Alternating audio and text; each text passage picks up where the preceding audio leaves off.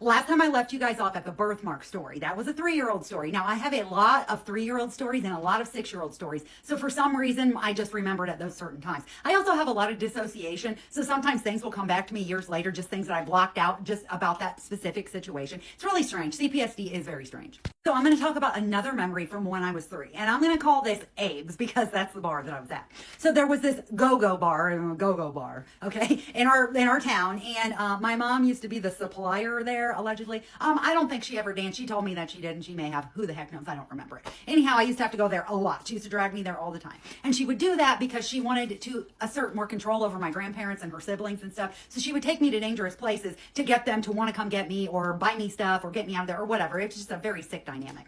Anywho, I remember the girls and I thought they were so pretty because they had sparkles everywhere and leopard. And now today, all these years later at 42, my favorite colors are leopard and sparkle. So that's kind of a thing there. But I just thought they were so pretty. And I remember the girls were like, let me do acrobats and gymnastics and stuff on the pole and like swinging me around and everything. And then there were these old men in there and they threw Ruffles potato chips at me. So they'd open the bag and throw the chips out like it was tips. Oh my God, I'm 3. I thought it was the best thing ever because I was doing gymnastics and all this stuff. I'm getting food. I'm on the stage. I thought it was great.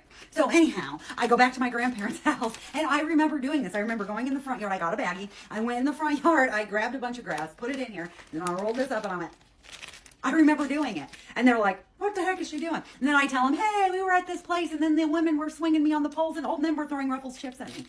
Well, that was a call to Children's Services, as you can imagine.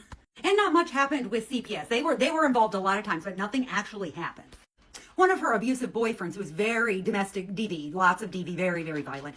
He was by somebody's brother that he was beating on the sister. He came over and so, I mean, he got what he deserved in my opinion.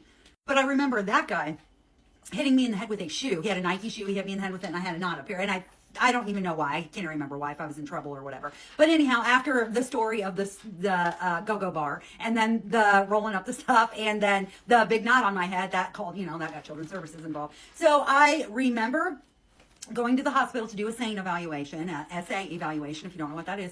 I remember going there. I remember having to put on a gown. I remember having to pee in a cup. But it's blocked off after that. I don't remember anything until sitting outside of a room with my aunt. My mom was in the room with Children's Services and my aunt was crying. She put her head down and she was crying. I remember that. I would find out many moons later that my aunt was crying because my mom was flirting with this guy and basically running game on him, manipulating him because that's what she does. And that's what she did. And later on, that same social worker, and he had a master's degree, so fancy and all this, he was into bestiality in children. So he's in prison and got, everything taken away from him, thank God. But that's the kind of people in power.